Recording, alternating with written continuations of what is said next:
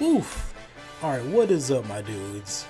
This is Snapback Wrestling, and this is the WWE Wrestlemania 35 review.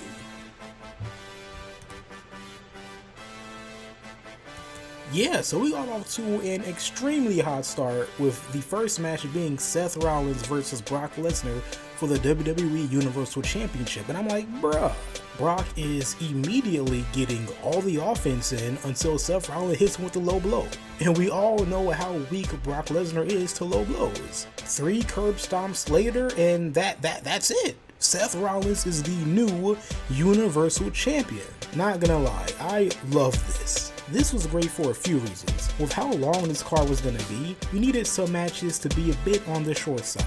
I didn't think that this was going to be one of them, but I bet. It was unpredictable and a super hot start for Seth Rollins to finally slay the beast and reclaim his throne. Also, I'm just really glad we got the belt on Brock. Finally. But yeah, this worked, and it also sets up a bigger rematch for the future. Next we had AJ Styles versus Randy Orton, WWE's Golden Child versus TNA's Homegrown Hero. Yeah, it was a cool match. I mean, not really too much to say, honestly. AJ kicked out of an RKO, hit a beautiful Pele kick while Orton was on the top rope. He also ended up hitting 2 phenomenal forearms on Orton to secure the victory. And yeah, I guess that means that Impact Wrestling is better than the WWE. Confirmed. Next we had this segment of the night with Lacey Evans pulling up and then leaving again. And then we got to the fatal 4-way match for the SmackDown Tag Team Championships. The Usos had to defend these belts because they forfeited that New Day Gauntlet match, which was one of my favorite moments of the year so far. Their opponents were The Bar, Shinsuke and Rusev in the first WrestleMania appearances of Ricochet and Aleister Black, who just said their farewell to NXT 2 days prior in a fantastic tag team match with the War Raiders. Watch NXT. Excuse me. Man, I love Aleister's jackets. This match was your typical, multi-tag match. There were a lot of really cool spots. My boy Ricochet was definitely the MVP with some crazy spots, including a crazy Hurricane Rana. But yo, the best part was definitely when they had Cesaro just swinging Ricochet for hours. Sheamus was just clubbing everybody while Ricochet was getting swung. It got to the point where I almost got dizzy, man. I almost fell out my dang chair. True story. And after about 10 minutes, my favorite goons, the Usos, retained their titles in a cool match. Nothing too bad, but not amazing either. Just cool. We then had the Hall of Fame inductees for 2019 come out, which is always nice. Not gonna lie though, it would have been so dope if Batista had came out when DX came out, and they just started the no holds barred match right then and there. Tell me that would not have been lit. But it's cool though, still a nice moment. Next up, we had one of the best baby faces currently, The Miz, going against the best in the world, Shane McMahon, in a Falls Count Anywhere match. Now listen, I was nervous about this match. Not because I thought it was gonna suck, but because I thought that we were truly gonna see Batista's and Shane's last match because he was gonna do something crazy. Bro, I legit thought that Shane was gonna hijack one of those helicopters from the opening segment and then do a moonsault from it or something like that. I thought this ninja was going to die tonight. Luckily that didn't happen, but we still got a really physical, crazy match. Shane was playing the perfect heel throughout the match and was about to end The Miz's career until Miz's dad pulled up. I'm like, I bet. The Miz's pop was finna pop Shane. Shane then proceeded to give The Miz's dad these hands, and that's when the match really took off. They both started to brawl outside the ring, into the audience, into the camera platform, and then to finish the match, The Miz suplexed Shane off the platform, but since Shane landed on Miz, he got the 1-2-3 count and won the match. I really like that finish, and it's not something you see often.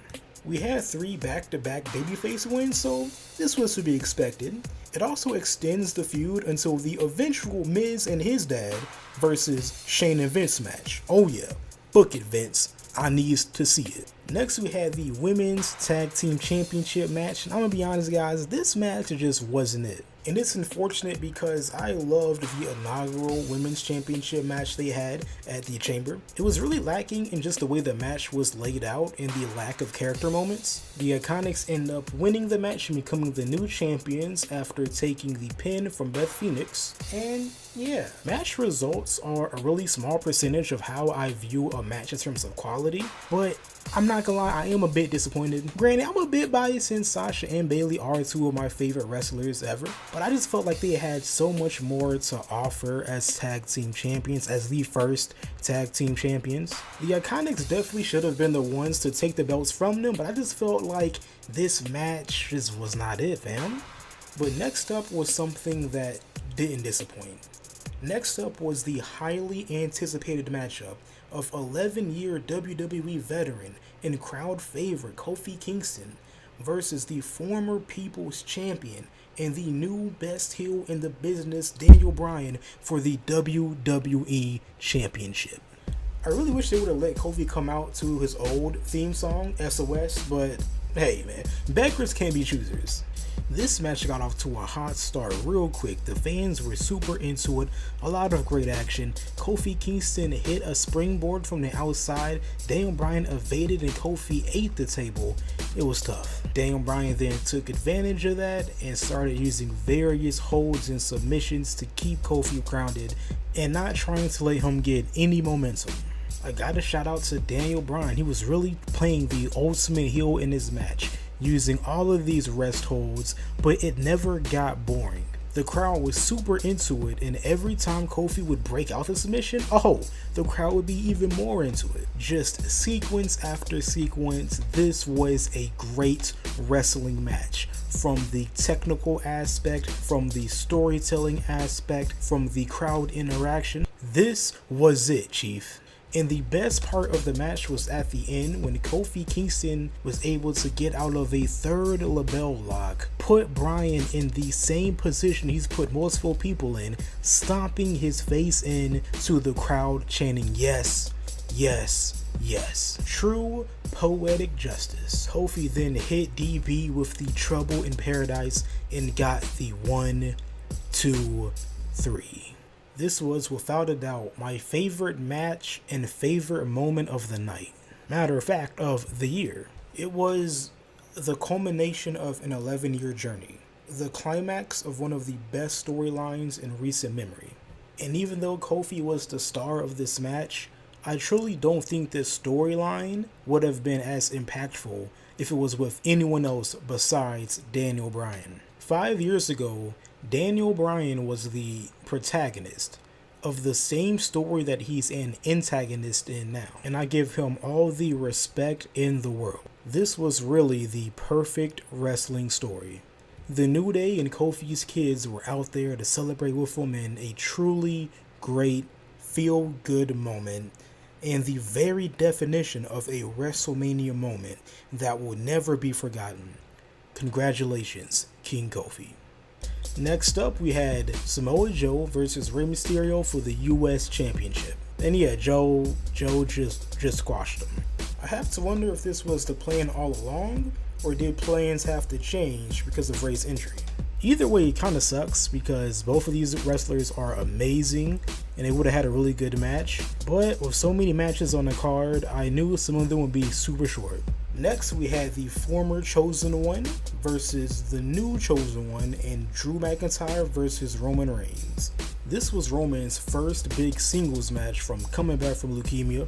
The story of this match was whether or not Roman Reigns could make a full recovery and defeat McIntyre. And yeah, that's what he did. This match was a pretty basic, by the books match of the big bad heel beating up the good guy coming back and securing the victory. Now, I'm not going to crap on this match too much. One, we all knew this was going to happen. And this was a nice feel-good moment for Roman Reigns.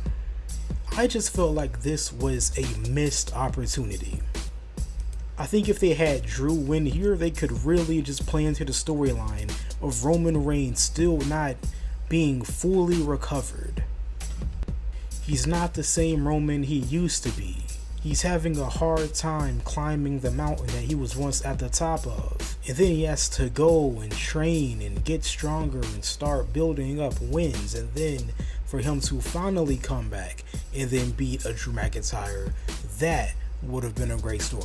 But yeah, that's just my take. And they have been building up Drew so nicely. It would have been really cool to have him get this WrestleMania moment, but there's no shame in losing to Roman Reigns in Mania, and it's just nice to have the big dog back. Now it was time for the greatest segment this show had to offer, the Elias Cena segment. So my main man Elias comes out, and he literally hits us with the Shadow Clone Jutsu. Dude had 3 of himself playing a set. It was amazing. He then gets interrupted by John Cena, but not just John Cena, Thugonomics John Cena. Still one of the best theme songs of all time, Don't At Me. Cena then proceeds to spit a scorching diss track on Elias, bending kayfabe and giving Elias an FU. No, not an AA, an FU. Like, bruh. I freaking love this. Next up, we had Batista versus Triple H in a no-holds-barred match, and Batista's final match. And if Triple H loses, this would also be his final match. Alright, first off, this man Batista really pulled up with the Agents of S.H.I.E.L.D. I was like, dang. Second, we knew Triple H was gonna have some crazy entrance, but I didn't know what I was watching at first. I was like, this is an entrance or a video game trailer?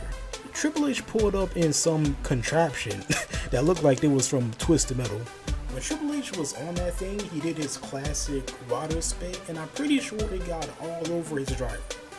Like, bro, that was gross. My man's had Triple H juices all over him. I just hope dude got paid well. Anyways, the match itself was pretty fire. It was exactly the kind of match that I expected. Obviously, these two guys are a bit older. They can't go out there and have a technical masterpiece, so weapons definitely helped out a lot. This match went 0 to 100 real quick. There were so many crazy spots. They kicked out of both of each other's finishers, and bro, the nose ring spot, bruh. It was the longest match on the card, but it really didn't feel that long. Triple H was able to pick up the victory after help from Ric Flair. And yeah, that was Batista's final match. Definitely one of the better matches of the night. So yes, man. Shout outs to Batista for a wonderful career. And speaking of final matches, we got the final match of one of my favorite professional wrestlers of all time, Kurt Angle. And yeah, this wasn't it. It was basically a squash match that ended in about 6 minutes. Baron Corbin picked up the victory, which was the right result. I'm a firm believer that if you are a retiring talent, that you should put over the younger talent. And I understand they want as much heat on Baron Corbin as possible, but it's like my man already has the ultimate heat to begin with. Corbin didn't need this. Kurt Angle didn't deserve this, and nobody looked good as a result of this. It's just so wild to me that someone who had a career based on having incredible matches has to go out on a match like this. Definitely the worst match of the night for me, and just a huge bummer and downer overall. Like, bro, if anything, we should have had Kurt wrestle Drew and then have Roman wrestle Baron Corbin. That would have been a lot better and would have made both matches a lot more enjoyable. I'm gonna make a Kurt Angle vid in the future, but for now, I'll just leave it at Kurt had an amazing career. Thank you, Kurt, and you deserved better. Speaking of squash matches, we got another squash match with Bobby Lashley versus Finn Balor for the Intercontinental Championship. Finn brought out the Demon for this match, and I'm like, okay. So you're telling me we're going to bring out this for Bobby Lashley for the IC belt, but not Brock Lesnar for the Universal Championship? But you know what? Whatever, man. I'll let it slide. And it wasn't a complete squash. Lashley did get in some offense, but at the end of the match, Balor hit the coup de grace for the 1-2-3 and secured the championship. Yep, the match went exactly as it should have, and hopefully Finn can have a nice lengthy reign with the belt, because that belt needs it. Ladies and gentlemen, we get to the main event.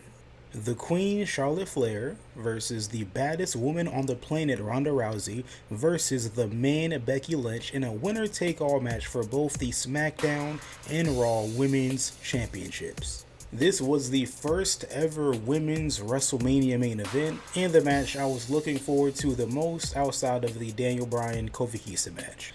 Alright, so first off, Charlotte literally pulled up in a helicopter for the match. I was like, damn, Triple H, you had the best entrance until this happened. I'm sorry.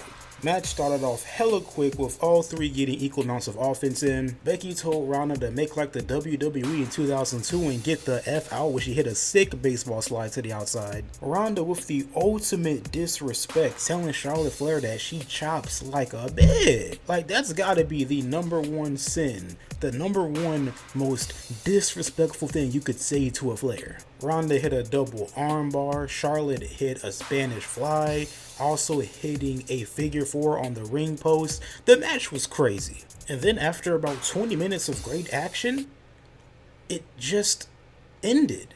Becky Lynch pinned Ronda Rousey with a crucifix pin of all things. Now listen, I'm super glad that Becky Lynch won. She was one I was pulling for the most in this match, but what? Like, Nani?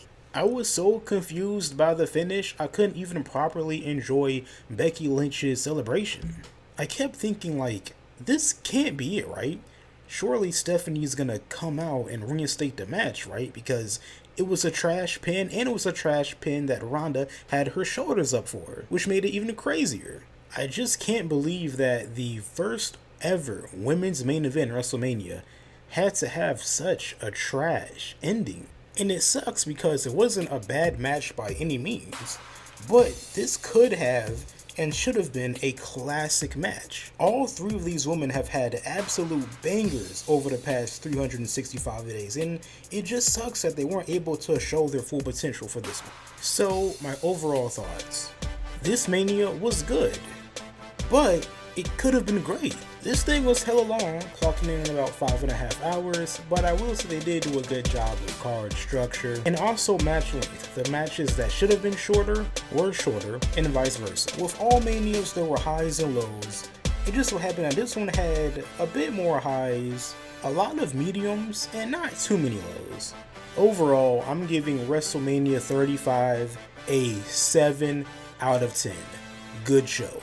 But yeah guys, another WrestleMania in the history books. This really could have gone down as just an amazing WrestleMania if a few things were a bit different, but I will remember this for the fact that all three of the big baby faces won, and I can't be mad at that. This man Vince actually gave me and gave us what we wanted. So bet. I'm Snapback Wrestling. If you liked the video, maybe go ahead and, hit an elbow drop on that like button real quick. I'm new to the YouTube game and just trying to come up, so any support would be greatly appreciated. This was my first pay-per-view review, and I'm lucky it got to be WrestleMania, so yeah. If you want to join my journey, go ahead and suplex that sub button real quick. And until next time, thank you guys so much for watching.